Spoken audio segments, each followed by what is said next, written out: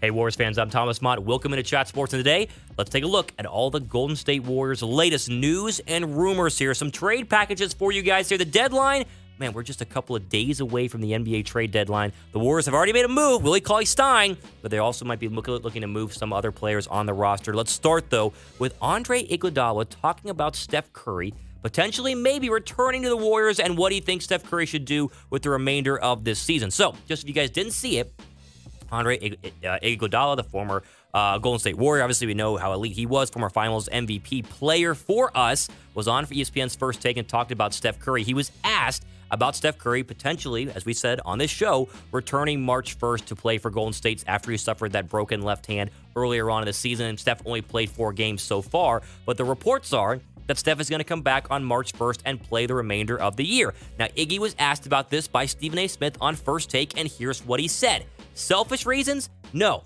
I think Steph Curry, needs to get a real break in terms of being able to relax. I think it's good for him mentally to be able to step away, be able to get a nice breather. He's going to come back on a wrath next year. So Iggy's advice to Steph Curry is to sit out the remainder of this year, get yourself completely healthy, get you ready to go for the 2020-2021 NBA season. Iggy's interview also, there's a little bit of a side here. We talked about how he has not been playing for Memphis. We all know this, that he's waiting to be traded, bought out by the Memphis Grizzlies, or traded away to the Lakers or Clippers. He did not rule out a return in 2021 to the Golden State Warriors if he does not sign a long-term deal with the Lakers or the Clippers. Very unlikely. What he's saying, though, about Steph Curry, going back to this, then we'll get into some trade stuff, is that, hey, why come back March 1st? And we talked about this on the show. There are two sides of thoughts on whether Steph Curry should come back or not. One idea is you come back, you get to see what he looks like with D'Angelo Russell. Now, Russell is signed for the next 3-4 years, so he's going to be there long-term. But if you want to see if he's a long-term investment in terms of not trading him away this offseason, you need to see him next to Steph Curry. So that's one idea. We need to see you play with our other superstar. That way we can decide we want to keep D'Angelo Russell going forward or trade him this offseason. The other train of thought is Andre Iguodala's thought is to just not even return. Because what's the point? The Warriors are the worst team in the Western Conference record-wise right now. They just lost yesterday, blown out by the Philadelphia 76ers on the road. We know how bad they are. They're not going to win anything. And even Steph Curry, if he comes back, they'd have to have like an 80% win percentage with him back on the floor to even have a shot at the 8th seed, and then you're going to get swept by the Lakers or swept by the Clippers because, again, they just don't have enough firepower, in my opinion. Maybe you could put up a fight, maybe not. I just do not see a reason why Steph Curry should play and return March 1st. I get you want to try him out next to D'Angelo Russell, but I'm on Andre Iguodala's side right here. Just go ahead and relax. Enjoy the time off. An emotional Kobe Bryant passing away. We'll talk about that in a little bit, but overall, Iggy thinks he should sit. What say you? Quick ad break here on YouTube, but answer the question. Should Steph Curry, pin down below in the comments, should Steph Curry sit out the rest of the year? Type Y down below for yes. Type N down below for no. Let me know what you guys think in the comments. All right, moving on here. Here's some trade packages. I promise trade packages because it's trade rumor season right now. Alec Burks has been obviously one of the biggest trade potential assets. We've talked about how they might want to keep him. They might want to trade him. Here is the latest trade news and the latest trade packages. So there are multiple teams that are very interested in Alec Burks. That's been reported. We know that. We know that teams are calling for a role player to add depth who can score and play good defense. The Warriors obviously have already started to enter the trade market. They traded Willie Cauley-Stein to the Mavericks for draft picks a couple of days ago, and we understand that Alec Burks, the reason why he's a hot trade commodity, he's having the best season of his career by far, mainly because he's getting a ton of playing time with Steph and Klay being out. The Warriors want draft picks. We all understand that. So here is a proposed trade that would make a ton of sense for all parties. The Warriors trade with the Celtics. Celtics get Alec Burks, and the Warriors go ahead and get the 2020 first-round pick by the Celtics. Again, gives us another first-round pick. We know the Warriors, they really, really want that. They've been saying they want picks all along. They want to go into the 2020 NBA draft, really going into, the 2020 NBA draft, They want to go into that with as many draft picks as possible, get a ton of talent, and see what sticks to go forward with Klay and Steph. But the Celtics, who are on the verge of being at the top of the Eastern Conference, need some depth. They've had a terrible bench this year, and Alec Burks would provide some incredible bench depth for them as they try and make a run here in the Eastern Conference. Right now, again, the standings, top 5, Bucks, Heat, Raptors, Celtics, Pacers. That changes day to day based on when you're watching this because of wins and losses, but it would really bolster a horrible Celtics bench, which we're showing you right now. Yeah, there's Marcus Smart And yeah, Enes Kanter whenever healthy, but that's basically it. They have no real talent in terms of coming off the bench, so Burks makes a ton of sense. Multiple different outlets have said that this would be a very possible trade. Get a first for Alec Burks, ship him off to the Celtics. The Celtics could get better. He goes to the Eastern Conference. We don't see him anymore, and we get the first-round draft pick that obviously they covet so much because that's their main goal in all this, is to get draft picks. That way they can get pieces and get assets and get younger in terms of surrounding Steph and Klay with some up-and-coming talent. So, first trade package. Again, Alec Burks, how about going to the Celtics for a 2020 first-round draft pick? Who says no? Have you guys subscribed to Chat Sports yet? If you haven't subscribed to Chat Sports, what are you doing? We have 150+ thousand subscribers here.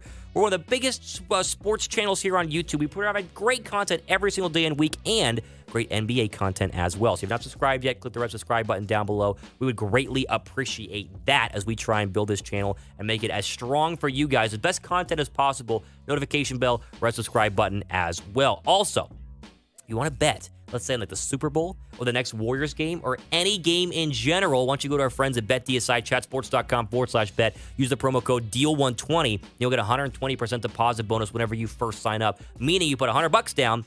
That turns into $220 for your betting pleasure. Chatsports.com/bet. Use the promo code DEAL120. How about one more trade?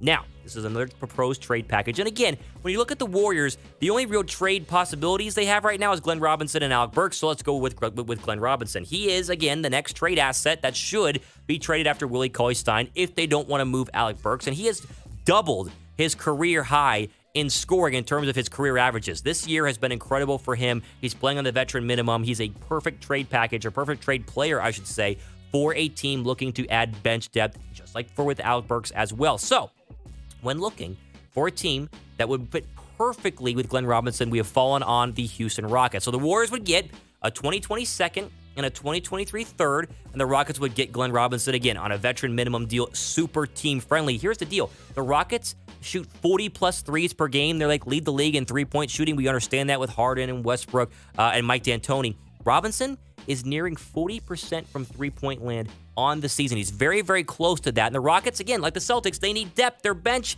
Austin Rivers, Eric Gordon, Cephalosha. I mean, it's just not a very good bench overall. Robinson gives them shooting, gives them defensive depth, and it gives them a chance to make a run here in what is a very interesting Western Conference. As we've talked about, the Western Conference is difficult, and the Rockets are not one of the favorites right now because of the Clippers, and because of the Nuggets, and because of the Lakers. But if you want to make a run and you want to improve your team from a depth I guess you say a depth area, then why don't you go ahead and make a trade for Glen Robinson III? I think this is a great package for both teams. If you traded both away, Burks and Robinson, talk about draft picks, baby. The Warriors are looking really, really good for the 2020 upcoming draft. Here's a question.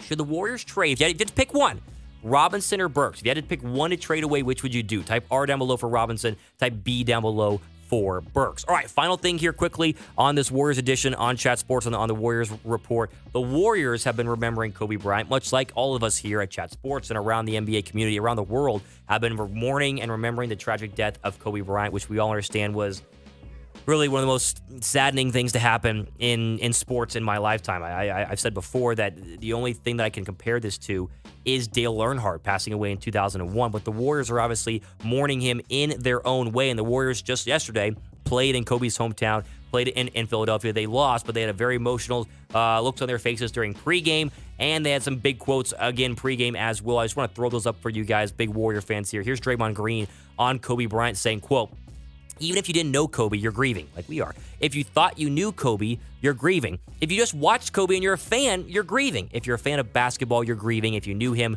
this is the big one, "you're crushed." Think about that. It's different for the NBA players who knew him. Shaquille O'Neal was on TNT yesterday crying his eyes out. I don't know why they put him on the air. It was brutal to watch because that was his brother.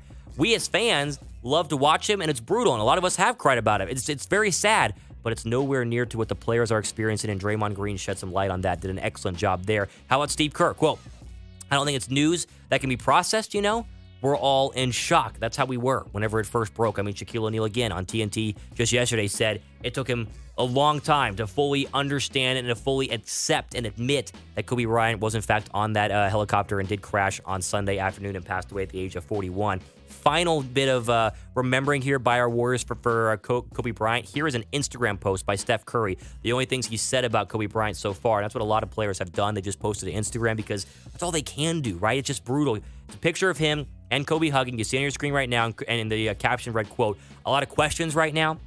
Our faith is being tested, but all I can say is thank you," the prayer emoji, "and may you and Gianna rest easy." Obviously, Gianna being Kobe Bryant's 13-year-old daughter who passed away in the plane crash, along with 8 other people, including Kobe Bryant, just on Sunday in Calabasas, California. Very sad. I know it's not news. It's not rumors. I wanted to get the news and rumors first because that's why you're watching this video. But the Warriors, obviously, much like the rest of the NBA, have been mourning the death of Kobe Bryant, and they did it in their own special way here. We'll see how the rest of the NBA copes and reacts, and we'll wait and see whenever the Lakers play their first game. It's just been a crazy past couple of days here, and our thoughts and prayers are obviously with the Bryant family and everyone who is close involved, much like Draymond, Steph, and Steve Kerr as well. On that kind of sad note, I would say this. Type K down below in the chat to pay your respects to Kobe. Type what your favorite memory of Kobe Bryant was down in the chat. I'm going to read through these because it just helps me out because I was a big Kobe Bryant fan growing up as well. There you go, though. All the time we have for today on the Warriors Report here on Chat Sports. All the latest news and rumors. Iggy wants Curry to sit. Will he? Could Iggy come back in 2021 to the Warriors? Would you want him to come back in 2021 to the Warriors? And then trade packages for Alec Burks and Glen Robinson III, the 2 most likely tradable players here upcoming as the trade deadline looms on February 6th. For Chat Sports, I'm Thomas Mott, signing off. Enjoy the rest of your day.